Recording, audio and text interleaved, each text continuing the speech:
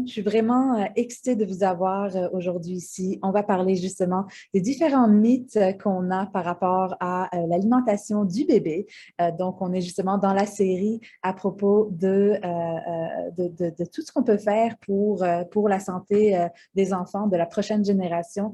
Est-ce qu'il y a justement des choses qui impactent leur santé qu'on peut faire avant même de décider de tomber enceinte ou quoi que ce soit? C'est un sujet qui me passionne parce que pour moi, ça représente justement la prévention ultime. On parle souvent que les saines habitudes de vie sont de la prévention, mais si jamais on peut enseigner à nos enfants dans leur développement, même avant, on va beaucoup parler de tout ce qui fait que les bébés aussi ont des difficultés. Pas beaucoup, on va en parler un peu, mais on va surtout parler de l'alimentation de bébés. Puis aujourd'hui, je suis très, très excitée de vous présenter Sandra Griffin, qui est nutritionniste et elle a vraiment été nutritionniste auprès des familles depuis 2013. Elle travaille en ligne aussi où elle partage énormément de trucs hyper concrets. Sandra a 4 enfants, donc elle sait c'est quoi avoir une grande famille, des responsabilités, entrepreneur.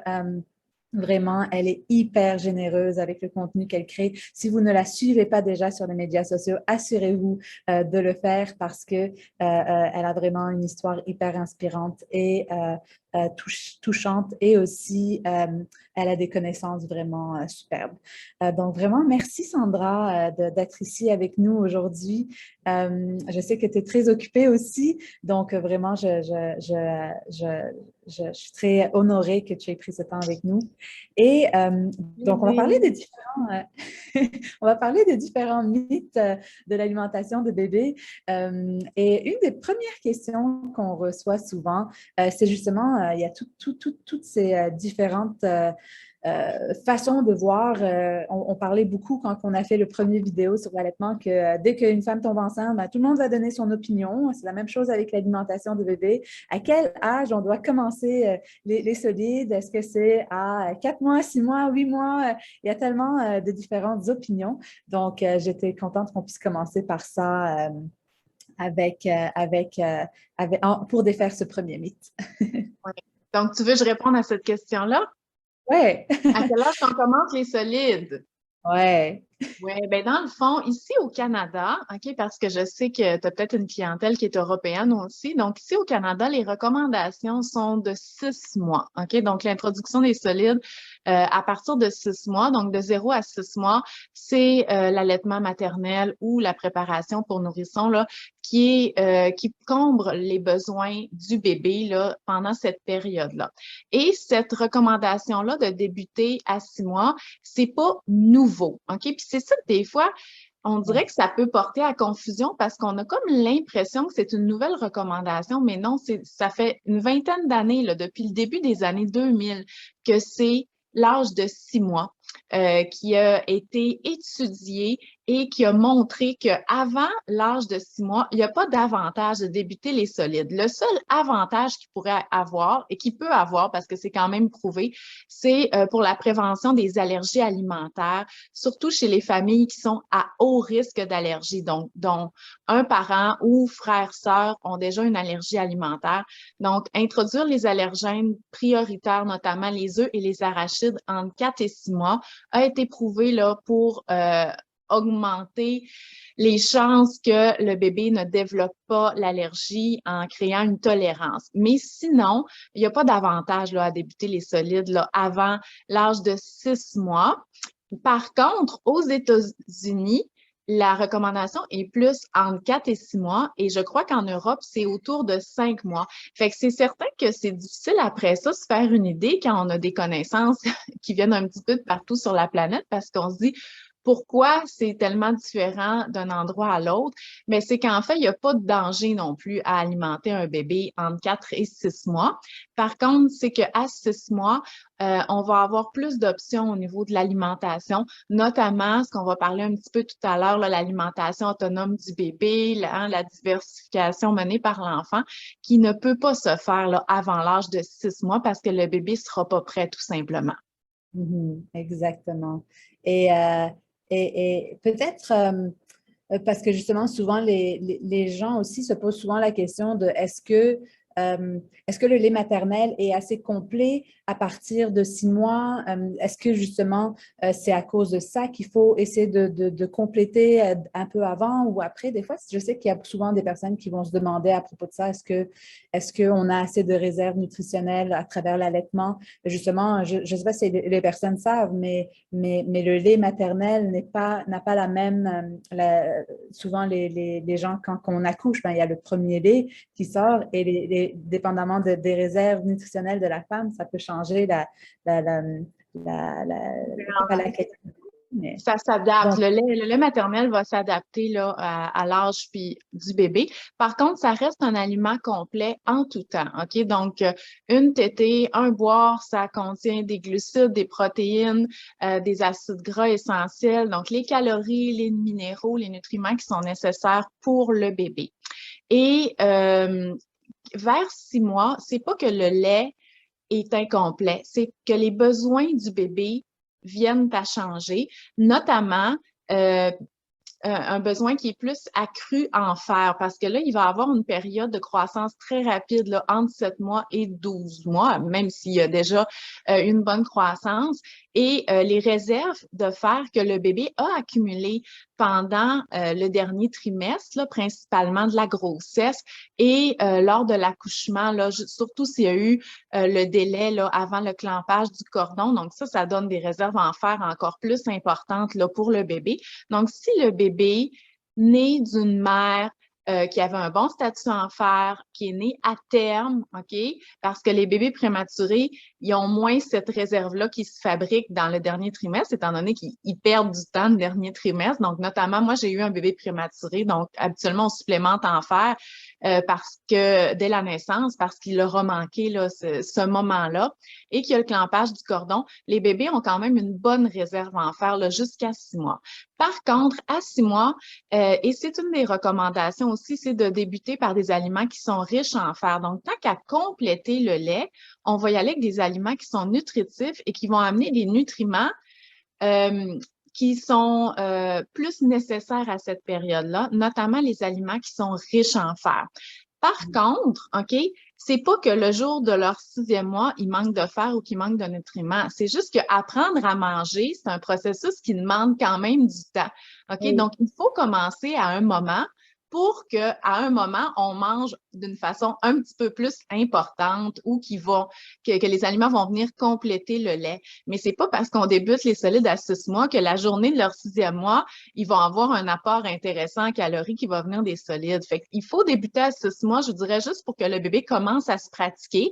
Il y en a qui vont manger beaucoup dès le départ, mais il y en a d'autres que ça va être un processus qui demande un petit peu plus de temps. Mais si on commence pas, ben, ça va être encore plus long avant que le bébé mange là, pour la peine. Donc, le lait est tout aussi important là, à 6 mois et on ne s'attend pas à ce qu'il y ait une diminution des boires jusqu'au 8e ou même au 9e mois. OK? Donc, on a vraiment une belle période tampon pour que le bébé apprenne à manger afin que les apports en solides, les apports caloriques venant des solides augmentent là, progressivement à partir de 6 mois. Et j'aime beaucoup ce que tu as dit sur les clampages du cordon parce que c'est vrai que je ne suis pas trop sûre si les gens sont au courant. Puis là, j'ai eu une petite notification de Facebook, puis c'est normal parce qu'on est en Facebook Live. Mais je ne sais pas en fait par rapport à ça, Sandra, est-ce que tu es au courant si jamais, je sais que les gens sont des fois tellement excités, le père, il va aller couper le cordon, etc. Donc, est-ce qu'il y a des recommandations par rapport à ça qui sont quand même assez claires ou est-ce que c'est quelque chose qu'il faut demander dans notre plan de naissance? Bien, il faut le demander dans le plan de naissance. Pourtant, c'est une des recommandations là, de la Société des obstétriciens gynécologues et c'est prouvé, OK? Donc, attendre, bon, puis en plus, ils sont experts là-dedans. Là, je pense que c'est comme le cœur qui a arrêté de battre. Puis souvent, c'est entre 30 secondes puis 2 minutes. Là, c'est même pas long, OK? Attendre ça, ça peut faire des réserves de fer de 2 mois supplémentaires là, pour le bébé. Donc, ça a vraiment là, un impact.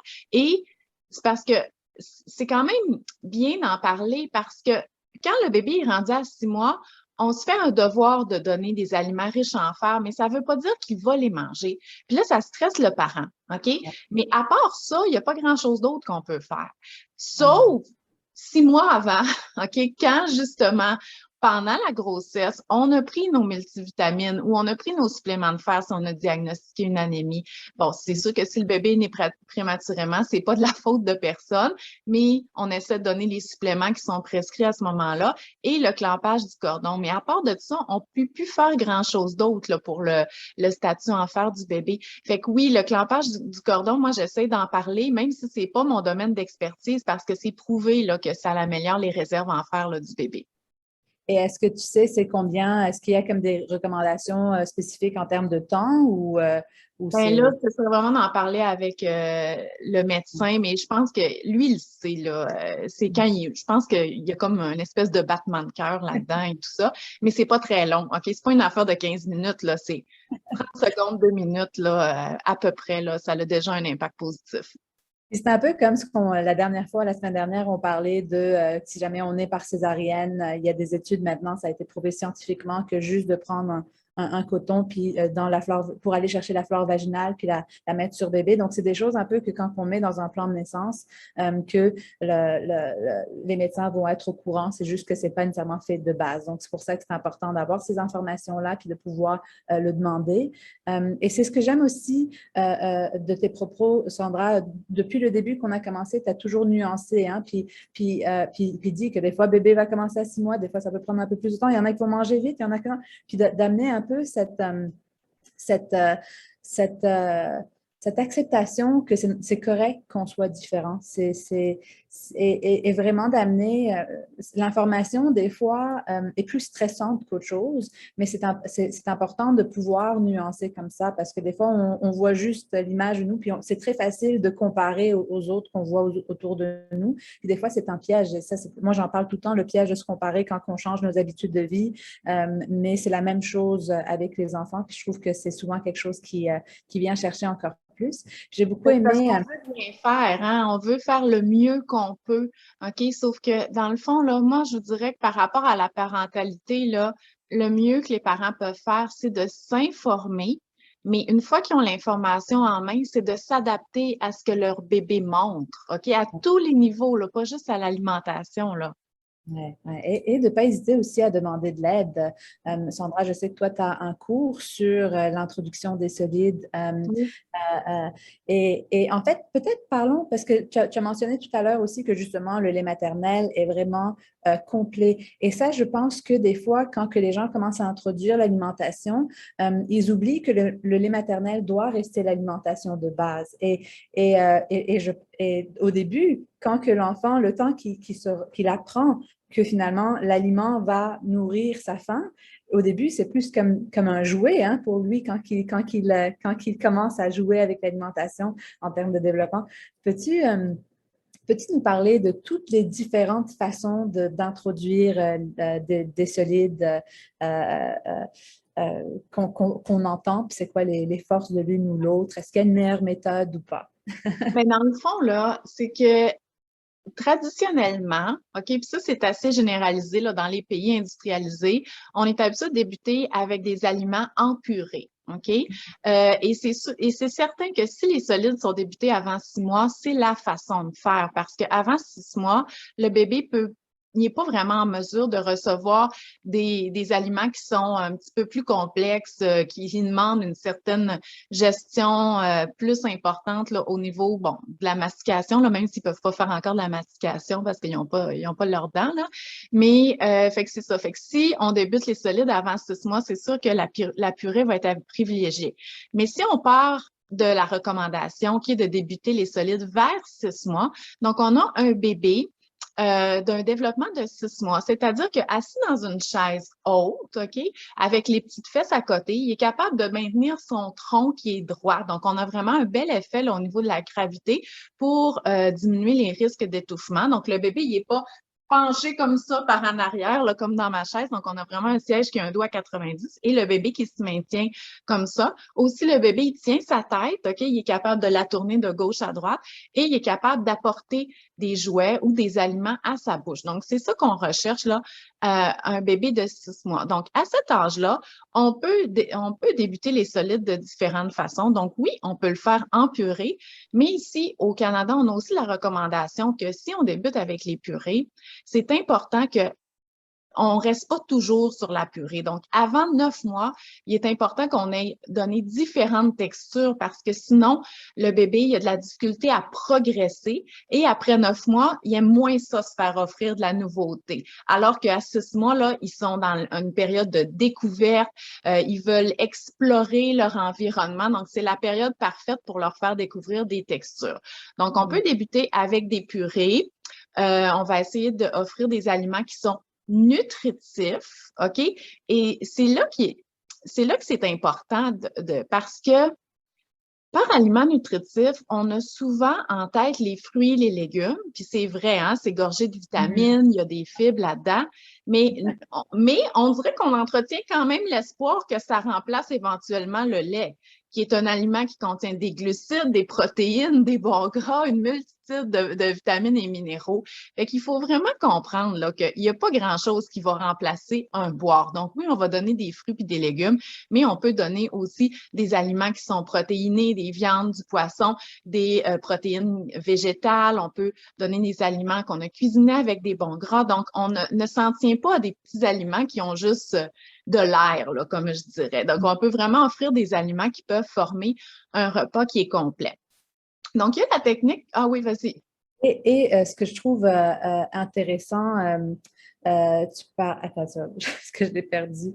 Tu venais de dire quelque chose que je trouvais très intéressant parce que, ah oui, les gens ne se rendent pas compte, hein, quand on parle de fruits et légumes, oui, les fruits et légumes sont importants, mais ils ne se rendent pas compte que l'estomac de bébé est comme ça. Et les fruits et légumes, comme ils sont très riches en fibres, ils sont très peu en calories, ben, pour le développement de bébé, ben, il faut beaucoup de calories parce qu'il grandit très, très vite. Donc, des fois, les gens, ils oublient qu'il y a cette question de concentration aussi. Puis c'est pour ça que des fois, faut aussi allaiter souvent, dépendamment. Hein. On a parlé beaucoup avec Jennifer, qui est consultante en lactation, qui nous a parlé justement de comment avec le lait, ça dépend de plusieurs facteurs. Mais ce que je trouvais aussi intéressant, que des fois, les gens, quand on parle j'adore ce que tu as amené à propos de quand à 6 mois, le bébé est plus intéressé et plus dans la découverte, parce que des fois, on reçoit les recommandations de notre famille, de qu'est-ce qui a été fait, de notre mère souvent. Mais quand on se pose des questions de où ces recommandations viennent, je sais qu'avec Jennifer, on a beaucoup parlé de, par exemple, la formule de lait, le lait en poudre, ça a beaucoup été fait par bon cœur de vouloir systématiser l'alimentation de bébé. Puis les purées aussi, c'était comme ça. C'est beaucoup plus facile de pouvoir dire, OK, tant de ça, et on peut contrôler ce que l'alimentation, ce que le bébé va manger. Mais en fait, le bébé a des besoins différents d'une journée à une autre. Et on parle beaucoup aussi de quand que c'est le bébé, un peu avec l'allaitement, c'est le bébé qui contrôle le débit qu'il veut, etc. Parce qu'on avait parlé justement de l'effet sur le long terme, quand c'est le bébé qui contrôle, j'ai faim, je mange, ou est-ce que je suis forcée à finir mon assiette ou à finir la quantité exacte et de plus être à l'écoute de ses sensations et aussi un peu comme le stress que le parent peut avoir, « Oh, il n'a pas mangé, il n'a pas fini, etc. » Donc, tout ça vient d'une bonne intention de vouloir que les enfants aient une bonne alimentation, mais c'est ce qui a fait qu'on a perdu un peu ce lien de connexion à nos besoins, en fait, puis que plus tard, ben, on n'écoute plus ça. Ben, en fait, là, tu sais, tu me disais, parce que là, j'ai pas encore parlé là, de la DME et tout ça, mais tu disais, est-ce qu'il y a une façon de faire, une technique qui est meilleure que l'autre? En fait, non, OK? La technique qui est pas meilleure, OK, c'est pas au niveau de la méthode qu'on va utiliser pour offrir les aliments, c'est de la façon on va essayer de contrôler à la place du bébé.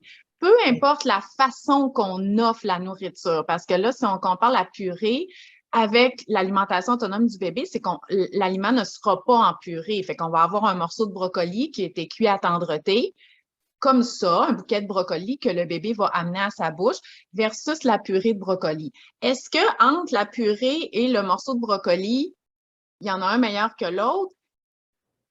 Plus ou moins, je veux dire, oui, c'est sûr qu'à 6 mois, le bébé, il a envie de prendre l'aliment puis de l'amener dans sa bouche. Donc, il aime ça. Il va vouloir prendre la cuillère puis l'amener dans sa bouche. Donc, parce qu'il y a ce désir-là d'autonomie. Mais Ouais. si on lui apporte la cuillère puis il ouvre la bouche puis il est content, ben c'est adéquat pour notre bébé, OK? Par contre, le fait d'essayer de contrôler la quantité que le bébé va manger ou de le faire ouvrir la bouche alors qu'il ferme les lèvres et qu'il refuse, ben ça, c'est non, peu importe la façon qu'on offre les aliments, OK? Parce que c'est vraiment important que le bébé continue d'être nourri de, selon sa propre indépendance, donc de choisir si il veut ou non mettre l'aliment dans sa bouche, s'il veut ou non en manger beaucoup ou pas beaucoup. Donc, il ne faut pas que ça soit une décision qui est contrôlée par le parent. Et ça, c'est dès la naissance, hein? Donc, le parent offre le lait et le bébé va choisir la quantité, mais déjà, dès la naissance, c'est difficile parce qu'on se dit, ah, faut allaiter aux 3 heures. Hey, c'est pas vrai. Faudrait qu'on parte dans notre tête que c'est au moins aux 2 heures. Déjà là, ça nous enlèverait un petit stress quand on ferait pas le saut, là, que ça revient aussi souvent. Donc, et c'est la même chose pour l'alimentation. Et dans les recommandations ici au Canada, on le dit, il n'y a pas de quantité d'aliments. OK? Mais parce que nos parents ont introduit les solides, parce qu'avant, il y avait des quantités, on a encore dans cette idée-là qu'il doit y avoir des quantités, mais il n'y en a pas. Fait que ça veut dire que le bébé reçoit son lait encore à la demande et qu'on lui donne les solides soit en purée ou soit en morceaux, mais il va décider de manger la quantité qu'il veut. Par contre, c'est aux parents à voir quelles sont les capacités de son bébé et à s'adapter à ça. Il y en a des bébés qui voudront jamais rien savoir de la cuillère et de la purée. Donc là, c'est le moment de prendre l'information sur l'alimentation autonome du bébé. Et il y en a d'autres que les parents se sont informés, ils donnent les aliments en gros morceaux, mais le bébé, là, moi j'en ai eu comme ça, c'était des gros buveurs, puis on dirait que là, faire un effort pour s'alimenter, c'était comme difficile. Fait que ces bébés-là, on peut essayer de proposer, tu sais, écraser tout ça avec une cuillère. S'ils ouvrent la bouche puis sont contents, puis pour recevoir la cuillère, c'est parfait. Tu comprends? Donc, c'est Ouais. encore une fois de prendre l'information, mais de Ouais. s'adapter à ce que on voit de notre bébé, mais en comprenant que tout ce qui a trait avec la quantité, que ce soit du lait ou de la nourriture, ça va toujours être la quantité que le bébé nous démontre qu'il a besoin et non pas une quantité que nous, on va avoir décidé qui était adéquate pour lui. Ouais, et ça me rappelle justement d'une des études, puis je ne sais pas si tu en avais entendu parler, je sais que c'est une étude québécoise, et l'autre jour, j'ai essayé de retrouver la source, puis je ne l'ai pas retrouvée. Donc, j'espère que tu en as entendu parler, puis que tu pourrais me donner la source, parce qu'il avait fait une étude, me semble, à l'Université de Montréal, où ils avaient pris des enfants à la maternelle ou en garderie, et il leur avait donné tout plein de différents aliments, donc diversité, brocoli, brownie, de tous les groupes alimentaires. Et à ce moment-là, c'était l'enfant qui décidait quand il voulait manger, combien il voulait manger. Et il y avait des journées où les enfants mangeaient des brownies à tous les jours. Ben, pas tous les jours, toute la journée. Et d'autres journées où ils mangeaient autre chose. Et à la fin de la semaine, donc les chercheurs avaient écrit tout au long qu'est-ce que l'enfant choisissait. Et à la fin de la semaine, tous les enfants avaient été capables d'aller chercher les besoins entiers qui étaient recommandés. Donc, ça montrait comment l'enfant a cette capacité d'écoute de c'est quoi ses besoins et comment aller chercher quand on ne vient pas contrôler à un jeune âge. C'est ça Donc, qui me surprend. Donc, j'ai pas entendu parler de cette étude-là, mais je suis pas surprise des résultats. Par contre, je suis surprise qu'ils étaient capables d'aller chercher la bonne quantité parce que souvent, les enfants de maternelle ont déjà eu des interventions parentales à finir l'assiette et tout ça. Donc là, quand ils se font offrir un buffet de brownies, c'est sûr qu'ils disent ah, il y a du dessert, je peux en manger à volonté. Alors que quand ça a toujours été offert d'une façon neutre, comme si ça faisait partie de la vie, que c'était pas une récompense ou un aliment à gagner, ils se disent ah, cool, les brownies, j'aime ça, mais ils sont capables d'aller manger d'autres choses aussi là, dans la journée. Donc, oui, ils sont capables de s'auto-réguler. Par contre, il reste que le parent a quand même des responsabilités là, au niveau de l'alimentation. Donc, le bébé, lui, il va avoir juste la quantité. Là, et le parent va faire tout le reste du cadre alimentaire. Et ce que je pense qui était intéressant dans cette étude, c'est que je pense que les enfants s'étaient lancés sur les sucreries au début, mais après, quelques jours après, ils n'en voulaient plus. C'est ça un peu qui était intéressant. Quand que, ben là, ils les voyaient à tous les jours, mais Ça. j'aurais aimé pouvoir retrouver la source de cette étude. J'étais tellement heureuse quand j'avais su que c'était une étude québécoise en plus. Mais c'est vrai que c'est là que le parent doit choisir la qualité. Puis là, juste aussi pour clarifier, pour ceux qui ne savent pas c'est quoi la DME, Ouais. parce que je sais que côté qualité, c'est beaucoup le sel est une grosse conversation à avoir et c'est pour ça qu'on parle beaucoup que le parent s'occupe de la qualité et l'enfant décide de la quantité. Mais pour ceux qui ne savent pas c'est quoi la DME, parce que je sais que moi, la première fois que j'en ai parlé à une de mes amies qui venait d'accoucher, moi, j'avais lu tout le livre, etc. Et elle m'a regardé avec les yeux grands comme ça parce que elle avait peur que, ben là, est-ce qu'on peut s'étouffer ou quoi que ce soit. Donc, explique-nous, c'est quoi la DME, DME? Oui, Qu'est-ce que ça représente? en fait, c'est la diversification menée par l'enfant. Parce que ici, là, au Québec, on parle plus d'introduction des solides, mais en Europe, l'introduction des solides, c'est la diversification. OK? Donc, on va demander est-ce que ton bébé est diversifié, ça veut dire est-ce qu'il mange. OK? Donc, mais c'est très populaire sur Internet, l'information qu'on va trouver même au Québec au niveau de l'alimentation autonome du bébé sous forme de terme DME, donc la diversification menée par l'enfant. Donc, c'est l'enfant qui va gérer son introduction des solides. Mais tu sais, c'est pas vraiment juste, là, parce que dans le fond, c'est le parent qui va lui offrir des aliments. Donc, c'est quoi la différence avec les purées? C'est qu'on va préparer les aliments, OK? Donc, on va cuisiner, on va les cuire pour que ça soit tendre, donc facile à écraser avec les gencives, sauf qu'au lieu de le mettre en purée, on va le laisser en gros morceaux. Et c'est ça qui choque souvent les gens parce qu'ils disent, OK, je comprends, là, c'est pas les purées, mais pourquoi on donne des gros morceaux comme ça? Mais c'est justement pour s'adapter au niveau d'autonomie de notre bébé de 6 mois. Donc, un bébé de 6 mois, ça ouvre et ça ferme la main comme ça. Donc, ils n'ont pas une motricité fine. La pince comme ça, là, entre le pouce et l'index, ça va venir plus à 9 mois. OK? Donc, à 9 mois, on pourrait offrir des morceaux beaucoup plus petits d'aliments tendres, toujours, bien entendu. Donc, on va donner des morceaux. Comme là, tantôt, je parlais du bouquet de brocoli qui va être cuit à tendreté. Donc, le bébé va agripper le brocoli et il va l'amener à sa bouche. Et le principe d'autonomie est là aussi pour la prévention des étouffements parce que le fait qu'il a pris l'aliment dans sa main, il l'apporte à sa bouche, mais l'aliment reste dans sa main. Donc, oui, il va en défaire des morceaux, mais il y a la possibilité toujours de l'enlever. Il y a la possibilité de ne pas le porter à sa bouche aussi, donc, ou de juste découvrir avec les mains. Donc, ça va vraiment impliquer les 5 sens. Et une fois qu'il va gruger puis défaire des petits morceaux de son brocoli, ben là, ça va se promener dans sa bouche. Il va avoir des réflexes de protection des voies respiratoires qu'on observe aussi quand on donne de la purée, notamment le réflexe vomitif, le gag ou le réflexe nauséeux, on peut l'appeler comme ça. Et il va probablement recracher aussi les aliments parce que quand on parlait d'apprentissage tout à l'heure, former un bolus, donc former une bouchée de purée grossière que le bébé va avoir fabriquée dans sa bouche, ça demande un apprentissage parce que le réflexe naturel, c'est la protrusion de la langue, donc sortir les choses de sa bouche. Donc, fait que le bébé va explorer comme ça, puis le parent va offrir différents types d'aliments, toujours tendres et toujours coupés au moins gros comme un petit doigt d'adulte, mais je dirais que mon petit doigt est assez petit. Moi, j'irais plus avec mon pouce, là. Donc, pour que le bébé puisse agripper et amener l'aliment.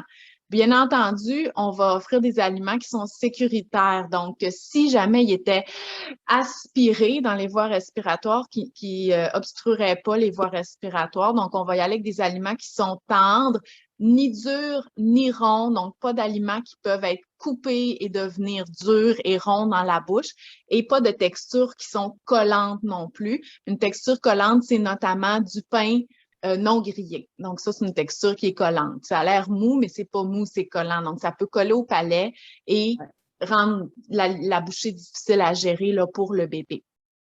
Et voilà, fait que la DME, c'est qu'on va, on va offrir les aliments en gros morceaux, mais c'est plus que ça. C'est aussi de respecter l'autonomie, l'indépendance du bébé et la quantité qu'il va manger. Sauf que tous ces beaux principes-là par rapport à l'alimentation, de respect de la quantité, peut très bien se faire avec des purées aussi. C'est juste que c'est une texture qui est différente.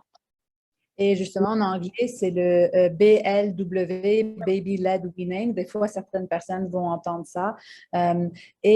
Justement, on a une question ici dans les commentaires qui dit qu'une personne, elle a entendu qu'il fallait faire attention de ne pas changer de la cuillère vers la DME parce que ça causait plus de risques. Est-ce que c'est quelque chose que tu as vu dans ton cas? Ou est-ce Ben, j'ai vu cette question-là régulièrement parce que c'est quelque chose qui est beaucoup véhiculé. Mais tant qu'on respecte les signes du bébé, OK, qu'il accepte, qu'on ne passe pas d'une technique qui était basée sur le contrôle parental, je te nourris selon mes critères, et qu'on va vers parce que ça, on peut pas faire ça avec la DME. On lui laisse complètement l'autonomie parmi les aliments qu'on a choisis. Euh, mais par contre, on peut faire une transition, OK? Ça se fait très bien, comme si le bébé avait débuté avec les purées, puis à un moment donné, il a passé 6 mois, ça lui tente moins, le parent se sent prêt pour autre chose. Bien, on peut faire une transition tant qu'on laisse là, au bébé cette autonomie-là. Par contre, moi, ce que je suggère, justement pour rester dans ce mood-là, c'est d'offrir les purées en début de repas parce que le bébé, il est habitué à ça, il s'attend à les recevoir. Puis à la fin de repas, on laisse tout ça là et là, on va mettre des aliments en gros morceaux et on va laisser le bébé explorer.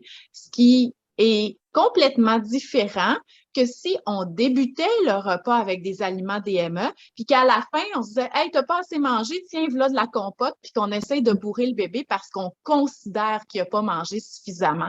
Fait que je sais pas si tu vois la différence entre les deux, mais c'est vraiment dans la façon d'alimenter et non pas dans la texture qui est offerte. Oui, et c'est ça justement que même quand on parle, on va avoir Marie-Pierre Coll qui est chiro la semaine prochaine, qui va beaucoup parler du développement neurologique, mais on le sait qu'il y a certains mouvements qui sont des réflexes, que l'enfant va prendre la main, l'amener à la bouche, juste de faire ça. La question des yeux, quand il regarde ici, c'est tout un apprentissage qu'il fait pour le développement du cerveau. Donc, que ça se fasse avec un aliment ou une cuillère, c'est un peu le même genre de mouvement et c'est ça qu'on veut promouvoir beaucoup. Donc, que ça se fasse avec l'un ou l'autre, puis c'est ça que j'aime un peu de tes propos, Sandra, c'est qu'ils sont nuancés, ils montrent qu'il y a différentes façons de le faire tant que c'est bébé qui choisit. Et donc, un peu comme ce que tu as dit, c'est correct des fois de le mettre si jamais il dit oui. Et je pense aussi que, un peu comme ce que tu disais, des fois, donc, quand on commence un peu tôt, vers 6 mois, c'est le lait qui va prendre la majorité. Et le lait reste jusqu'à 1 an l'aliment de base, mais les aliments vont. Donc, au début, c'est un peu ça. L'aliment est vraiment comme un jouet pour l'enfant. Et même quand on les voit jouer, les bébés, souvent, ils vont prendre leur jouet puis ils vont les mettre dans leur bouche et ils vont vérifier c'est quoi ça, tac, tac, tac. Puis, et donc, c'est un peu un réflexe normal. Mais je crois que souvent, ce qui fait peur aux gens, c'est justement ce réflexe quand que le bébé va faire, ils croient que c'est justement un signe, tu vois, il ne fallait pas le faire, il l'a fait, mais c'est un réflexe que le bébé va pouvoir faire aussi avec de la purée. Et Oui, c'est pas en fait, à chaque nouvelle texture, tant qu'on ne gère pas, le corps va se protéger, même chez l'adulte. C'est juste que on tolère tellement de choses dans notre bouche qu'il faudrait vraiment aller chercher loin, là, OK? Que quand c'est vraiment proche des voies respiratoires, comme avec une brosse à dents, par exemple, que le corps dit wow, c'est trop loin pour moi, et ils vont enclencher ce réflexe-là qui vient bloquer la respiration parce que, dans le fond, là, ça dit au cerveau, hey, il y a quelque chose dans ta bouche que tu contrôles pas. Donc, c'est pas le moment d'inspirer par la bouche. Donc, oui, il y a un blocage de la respiration et il y a un mouvement vers l'avant pour essayer d'éloigner ça là, du fond de la bouche, là, de l'adulte. Mais le bébé, lui, c'est parce que ça va être dès qu'il touche sa langue. OK? Donc, vu qu'il ne connaît pas encore toutes ces textures-là. Oui. Et c'est ça, donc il ne faut pas nécessairement en avoir peur, c'est justement le réflexe qui le protège, justement, qui est un réflexe naturel. Et est-ce que l'alimentation de la maman peut influencer la production du lait et sa composition, justement? Bien, au niveau de la production, plus ou moins, OK? Pour ne pas produire, ben en fait, non. Il y a des mamans qui ont de la difficulté à produire assez de lait. Donc, à ce moment-là, moi, je suggère vraiment de consulter une conseillère en lactation parce qu'il va falloir voir est-ce que c'est la prise au sein. Donc, ça peut influencer la production.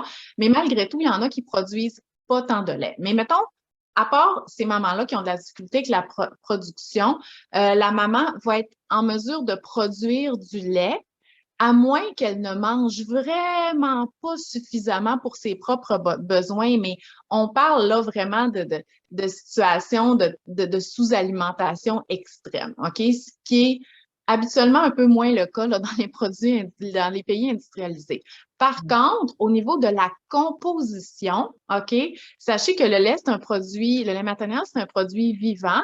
Donc, non seulement au niveau du goût, ça va changer, mais tout dépendamment de certains aliments qu'on va manger, ça peut changer notamment au niveau des acides gras. Donc, si la mère elle a une alimentation qui est plus riche en oméga 3, ben, le lait va être plus riche en oméga 3, ce qui est une bonne chose parce que le bébé en a besoin de beaucoup et si le lait n'en contient pas beaucoup, ben, il va vouloir en contenir beaucoup, fait qu'il va aller puiser directement dans les réserves de la mère. Donc, tout ça est au détriment de la mère tout le temps. Le bébé, lui, là, s'il boit suffisamment, sa croissance est bonne, il ne manquera jamais de rien. Mais c'est la mère là, qui va épuiser ses réserves. Là. Fait que ça vaut la peine pour la mère de manger suffisamment, donc selon son appétit, OK, et assez varié pour pouvoir elle-même là, répondre à ses besoins et son lait va être adéquat, ça c'est certain. Et ce qu'il faut juste faire comme rappel aux gens, c'est que les oméga 3, on n'est pas capable de les produire. Donc, il faut absolument les avoir de notre alimentation. C'est pour ça que souvent, plusieurs mamans vont vouloir continuer les suppléments prénataux avec les oméga 3. Il y a aussi la vitamine D. Hein. Au Canada, on n'a comme pas vraiment le choix autant. Et moi, je pensais que tout le monde était au courant, mais je me rends compte de plus en plus il n'y a pas nécessairement cette conscience autant que ce que je le pensais, puis qu'il y a certaines personnes qui oublient que la vitamine D, on l'a du soleil, puis que du mois de septembre à juin, ben, qu'au Canada, on n'en produit pas. Oui, c'est ça. Puis, donc, ici au Canada, c'est une recommandation officielle pour les bébés allaités là, de recevoir 400 UI de vitamine D par jour, la vitamine D3. Et ce qu'il faut savoir, c'est que la mère peut se supplémenter aussi parce que on est un pays nordique, donc justement l'apport en vitamine D dépend du soleil là, puis tu sais l'été, je veux dire, habituellement, on se met de la crème solaire, on passe pas nécessairement notre journée dehors non plus. C'est la même chose pour les enfants. Donc, ce qu'il faut savoir, c'est que la mère peut prendre un supplément, mais ça va être pour elle, OK? Parce que pour supplémenter son lait maternel en vitamine D, il faudrait qu'elle prenne des surdoses de suppléments, ce qui n'est pas une recommandation du tout. Par contre, il ne faut pas oublier que ce besoin-là en vitamine D est bon pour tout le monde. Donc, souvent, on le fait pour le bébé pour prévenir le rachitisme infantile, mais c'est pas juste ça. On sait que la vitamine D est impliquée dans beaucoup d'autres choses. Là. Exact, exact. Et est-ce qu'il y a on a beaucoup parlé un peu des quantités que c'est le bébé qui contrôle, mais est-ce que quand il commence à apprendre à expérimenter les solides, est-ce que il y a des quantités, à quelle fréquence? Est-ce qu'il y a est-ce qu'il y a des heures qu'on devrait le mettre? Est-ce que ça doit toujours être séparé du lait maternel au début? Comment, est-ce qu'il y a un ordre par rapport à ça? Ben, il faut mettre le lait de l'avant, OK? Donc, puis même pour que l'expérience du bébé de manger soit agréable, il ne doit pas être affamé parce qu'imaginez s'il a faim puis qu'il est là puis il joue avec son brocoli, ça va être long là avant que les calories se rendent dans son corps parce qu'on a un aliment qui est vraiment pas encore avalé, puis un aliment qui est pas très calorique à la base. Donc, on va toujours donner le boire avant le repas pour être certaine que le bébé soit pas affamé et qu'il soit apte et de bonne humeur là, pour manger. Puis avant le repas, mais ça dépend vraiment de ses habitudes habituelles de boire. Si il boit de façon séparée, tu sais, comme, mettons, aux 2 heures, bien là, on pourrait le faire une demi-heure avant, mais s'il boit toute la journée, ça serait comme juste avant de le mettre dans sa chaise haute. Fait que ça dépend vraiment de ses habitudes. Et moi, dans ma pratique, je privilégie vraiment beaucoup le partage du repas, OK? Donc, de manger en même temps que le bébé. Donc, moi, ce que je suggère, Puis en plus, c'est que je veux pas qu'on tombe tout de suite dans l'introduction des cellules. En fait, je voudrais jamais qu'on tombe là-dedans, dans l'espèce de, il doit suivre un horaire, puis au début, je commence juste le matin, puis après ça, c'est le midi et tout ça, parce que ça stresse le parent plus qu'autre chose. On dirait que c'est comme, on veut une espèce de contrôle pour se sécuriser, mais pour les enfants, ça fonctionne pas vraiment. C'est important d'avoir un cadre, mais les parents sont supposés déjà manger 3 fois par jour. Donc, moi, je privilégie vraiment le partage du repas. Donc, on s'assoit pour le déjeuner le matin, ben, on va asseoir le bébé dans la chaise autre aussi. Ça ne veut pas dire qu'il va manger, mais on lui donne une possibilité de se pratiquer de plus. Même chose pour le midi, même chose pour le soir. Par contre, je ne suis pas en train de vous dire qu'il faut 3 repas par jour dès le début. C'est qu'on le voit comme des occasions d'apprendre, soit par l'exemple, donc en regardant ses parents faire, soit en se pratiquant avec des aliments. Mais si pendant qu'on prend le repas du midi, notre bébé, il dort, on le laisse dormir puis on mange tout seul. Là. On ne réveille pas un bébé pour ça. Tranquillement, avec les semaines et les mois, il va fabriquer un genre de routine là, que le bébé va rentrer là-dedans, mais il peut encore sauter des repas. Là. Mais tu sais, comme moi, j'ai plusieurs enfants. Fait que c'est sûr que ma première, oui, elle mangeait pas 3 repas par jour parce que nous, il fallait s'habituer au fait que là, on pouvait plus faire un déjeuner-dîner puis partir toute la journée. Tu sais, il nous fallait comme un... Mais c'est sûr que le deuxième, le troisième, le quatrième, c'était pas difficile qu'ils mangent 3 fois par jour parce qu'on avait déjà cette routine-là qui était super stricte parce que les autres enfants ont besoin de recevoir des aliments à une fréquence élevée, donc déjeuner, dîner, souper, collation, et c'était déjà implanté. Donc, pas de stress avec le nombre de repas, mais voyez-le comme des occasions d'apprendre. Ils apprennent beaucoup par l'exemple. Donc, puis tu sais, tout à l'heure, on a parlé un petit peu du sel, c'est que dans le fond, ce qu'on essaie de faire, c'est de la cuisine maison. OK? C'est juste que pendant la période que le bébé va manger de 6 mois à 12 mois, on va faire attention un petit peu à utiliser des ingrédients de base qui contiennent peu ou pas de sel et de cuisiner avec ces aliments-là. Ça va faire en sorte qu'on va pouvoir toujours en offrir au bébé. Fait qu'on se fait un petit saumon grillé, des bouquets de brocolis, des belles frites de patates douces. On a juste à pas mettre de sel, puis on peut tout donner ça à bébé. Exact. Et c'est ça qui est un autre avantage de cette approche-là, c'est qu'on n'a pas nécessairement besoin de cuisiner 2 fois. On cuisine pour la famille entière et là, bébé peut avoir les morceaux. Il y a juste des morceaux Mais différents si et je jamais. veux ajouter un point, Natacha, parce que tu as raison, on cuisine pas 2 fois. Et ça, c'est une pratique qu'on voit tellement quand on fait des purées, parce qu'on leur cuisine les purées et on le donne à bébé. Mais on pourrait très bien faire du partage du repas en purée aussi. On prend le saumon, on le met en purée ou on l'écrase à la fourchette, le brocoli, la patate douce, le même souper, puis on pourrait le donner à bébé aussi. Donc, moi, c'est sûr que j'aime l'alimentation autonome du bébé, mais j'ai absolument rien contre les purées, mais j'aimerais que même ceux qui font les purées incluent un petit peu plus le repas familial à l'alimentation de bébé. Comme ça, ils mangeraient des purées qui sont beaucoup plus nutritives là, dès le départ. Et aussi, ce qui est intéressant, c'est que toi, tu as une grosse passion pour la planification alimentaire aussi. Tu aides beaucoup des familles à s'organiser pour ne pas passer trop de temps et pas toujours être en stress le soir, qu'est-ce qu'on mange, etc. On commande quelque chose. Donc ça, c'est quelque chose que tu as une belle passion à ce niveau-là. C'est Et la aussi, cuisine maison, c'est parce que la cuisine maison, ça se fait rarement juste demain. Oups, il faut manger, je vais partir de rien, puis je vais faire un repas. Tu sais, il faut y avoir pensé avant. C'est encore plus vrai quand on a un bébé, là. ouais, et en plus, c'est là que on se rend compte qu'on sauve beaucoup de temps quand on fait cette planification parce qu'on est capable justement de se préparer puis pas nécessairement de pouvoir réutiliser des choses dans les collations le lendemain, etc. Donc ça aide beaucoup.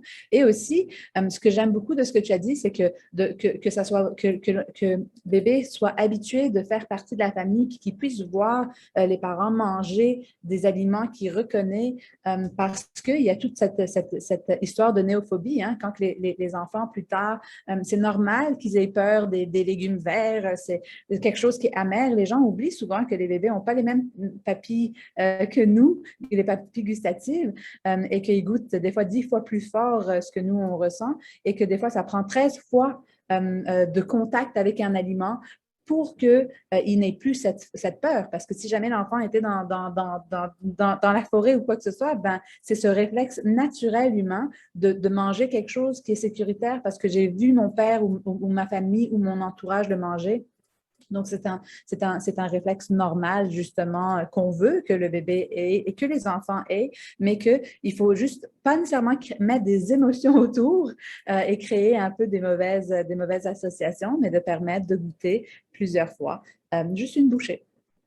Oui, ben en fait, ils ont, tu vois ça, même plus tard, là, c'est que on va continuer à offrir un aliment qui n'est pas aimé, on continue à montrer l'exemple, mais on n'a même pas à exiger qu'il goûte. OK? Il est libre de goûter s'il veut ou pas, puis ça peut prendre beaucoup plus que 13 fois pour la présentation, parce que sais-tu, maintenant, là, les parents, ils cuisinent, ils essayent des nouvelles recettes, ils veulent manger des aliments variés. Fait que souvent, l'enfant, puis là, je parle d'un enfant là, plus âgé, là, il va se faire présenter l'aliment sous des formes tellement différentes que pour lui, là, il n'a aucune idée que c'est la même chose, OK? Fait qu'il va se faire présenter le chou kale en salade, dans un potage, dans un smoothie, en chips. Puis là, mettons qu'il aime ça en chips, puis là, on en met dans le smoothie. Mais là, le parent essaye de le motiver en disant, ben, t'aimes ça pourtant le chou kale? C'est pas la même affaire, OK? C'est juste pas la même chose. Fait qu'il faut juste continuer. Quand on cuisine souvent avec ça, mais les enfants sont habitués. Moi, je suis pas une fan du chou kale, mais ils savent que ça existe. On fait un potage, on en achète et tout ça. Fait que quand c'est vert, naturellement, ils me disent, c'est du chou kale, ça? Fait que, tu sais, parce que pour eux, c'est un aliment qui est connu, OK? Fait qu'il y a vraiment plusieurs façons pour apprivoiser les aliments. Euh, Outre le fait de le servir au repas, hein, le cuisiner Les laisser avec choisir, l'enfant. les laisser le toucher quand cuisiner Ça, avec, tous ces oui, donc contacts. vraiment plein de choses pour apprivoiser les aliments. Puis souvent, il va y goûter dans le contexte en dehors du repas. Comme par exemple, il est en train de le préparer pour faire le smoothie avec le papa le matin, ben là, il va le goûter. Mais peut-être que quand il va être dans son assiette, il ne voudra plus rien savoir. Mais c'est pas grave. Nous, notre rôle, c'est pas de l'amener dans la bouche de l'enfant, c'est de le mettre sur la table là, dans le contexte du repas. Ouais. Et là, on a parlé de super bons sujets hyper variés, mais il y a un sujet qui est plus délicat parce que il fait un peu plus peur, disons, quand que bébé, souvent les gens vont dire, ah, on dirait que bébé réagit mal à mon lait. Est-ce que c'est possible justement d'être allergique au lait de la mère? Je sais que toi, tu as commencé en gastro-entérologie à l'hôpital ou pour les problèmes digestifs, pour les gens qui savent passer par la gastro-entérologie. Peux-tu nous parler un peu plus de ça? Ben, en fait, il y a certaines maladies génétiques, oui, qui vont faire en sorte que le bébé ne tolérera même pas le lait de sa mère. Mais là, on parle vraiment là, des maladies qu'on teste là, à la naissance et tout ça là, avec le test du pipi à 21 jours. Donc, voilà. Mais sinon, oui, il peut avoir des allergies qui vont être contre des éléments que la mère mange, OK? Donc, il y a plusieurs types de ces allergies-là et ce sont des allergies souvent non IgE médiées, donc qui ne vont pas faire intervenir là, nécessairement les anticorps. Et il y en a de plusieurs niveaux. Il y en a il y a une liste d'aliments, là, comme par exemple les syndromes d'entérocolite induits par les protéines. Mais tu sais, les protéines comme des carottes puis des patates douces, alors que d'habitude, c'est pas des aliments qui sont très allergènes. Donc, ces cas-là, ça demande absolument une consultation en nutrition parce que là, on va devoir enlever ces aliments-là de l'alimentation de la mère pour que le bébé n'ait plus de symptômes. Sauf qu'il faut faire un petit peu euh, du, faut pas que la mère manque de rien. Donc, il faut vraiment revoir l'alimentation au complet. Et il y a une allergie qui est quand même assez fréquente là, quand le bébé a des symptômes, et c'est l'allergie aux protéines de lait de vache, qui est aussi une allergie non IgE médiée, donc qui va se diagnostiquer avec un diagnostic différentiel, c'est-à-dire le médecin va poser les questions, mais on va pas faire un test là, nécessairement là, pour diagnostiquer ça. Le test, ça va être l'essai d'une diète là, sans protéines laitières et aussi souvent sans soya. Et si le bébé répond bien à ça, ben on va maintenir la mère là, sous ce retrait de ces aliments-là là, pour une certaine période, là, jusqu'à temps que le bébé jusqu'à temps que le bébé les tolère, mais ça peut être jusqu'à l'âge de 9 mois, 12 mois ou même encore plus.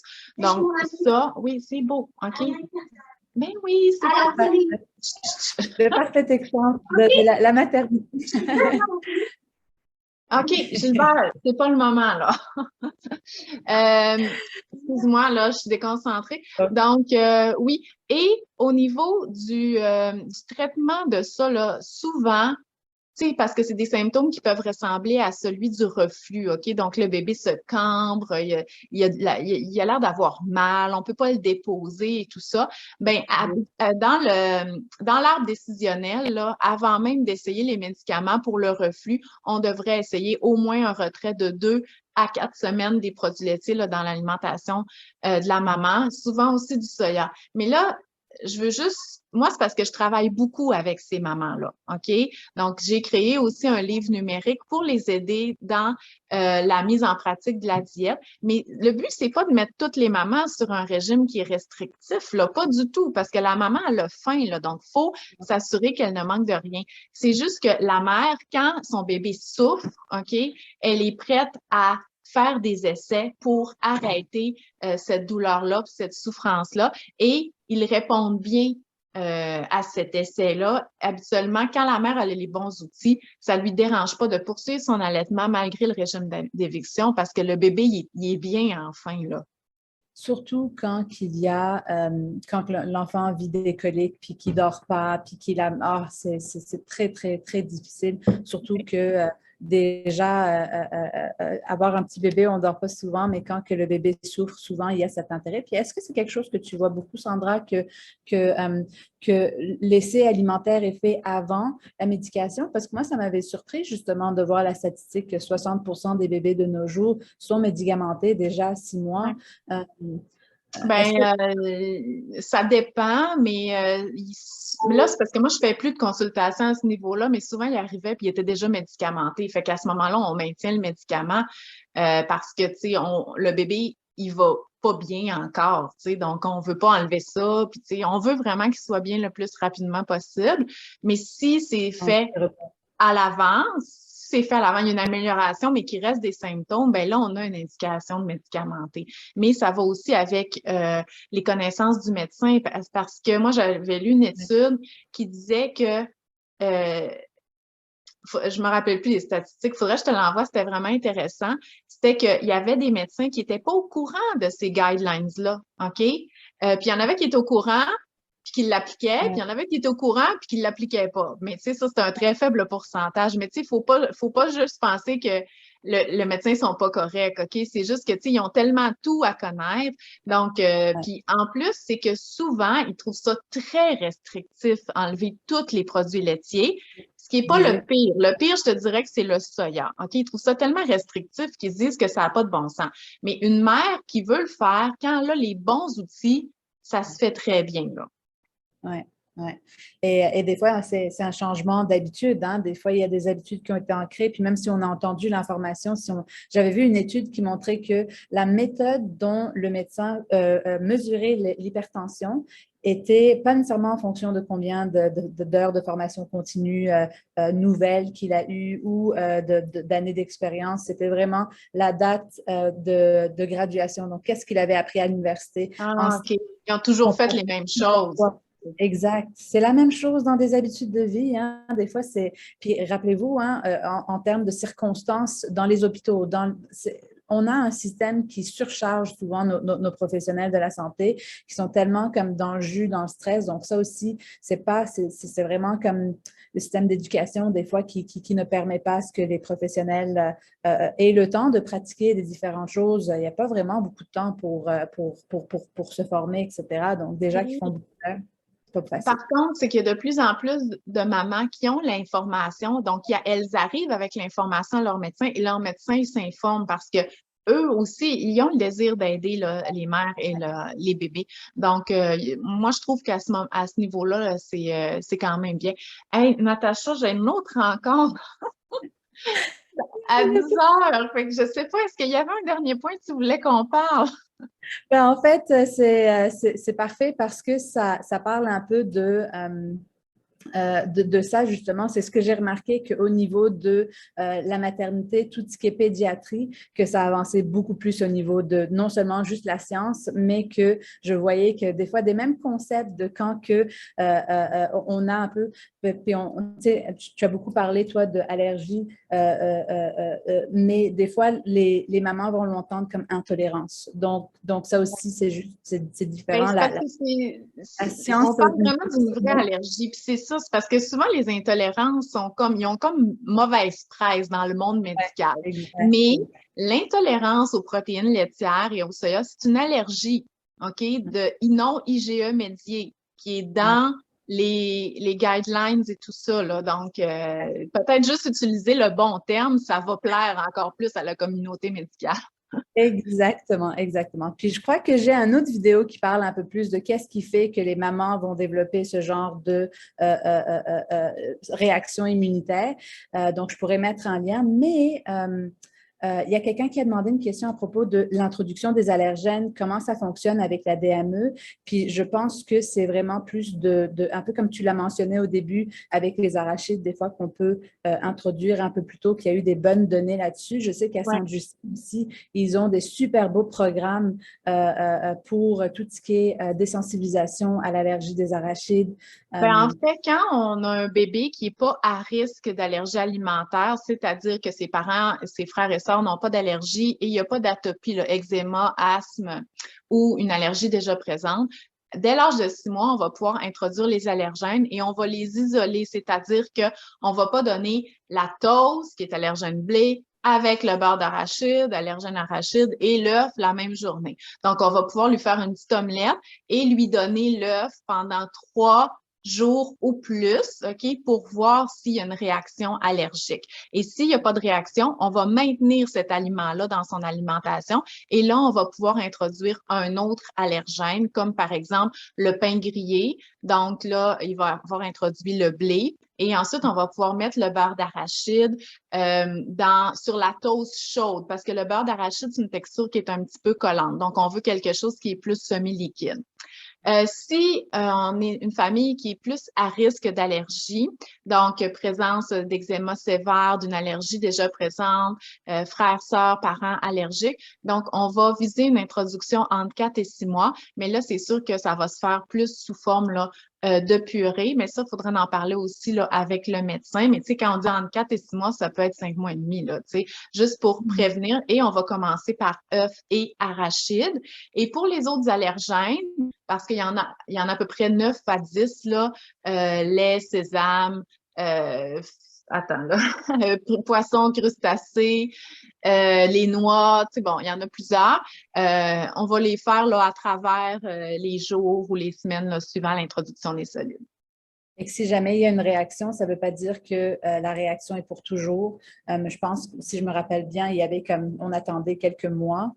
Ben là, à ce moment-là, c'est une réaction, c'est sûr qu'on va prendre les mesures nécessaires. Donc, on va cesser de donner l'aliment, on va en parler au médecin et lui, il va nous dire la procédure là, au niveau de l'allergologue et de refaire les essais plus tard. Mais là, c'est vraiment entre les mains des professionnels à ce niveau-là parce que c'est de l'allergie IgE médiée, donc avec des risques là, au niveau des symptômes respiratoires, cardio-respiratoires. Exact. Merci beaucoup, Sandra. On a fait beaucoup de diversité dans le sujet.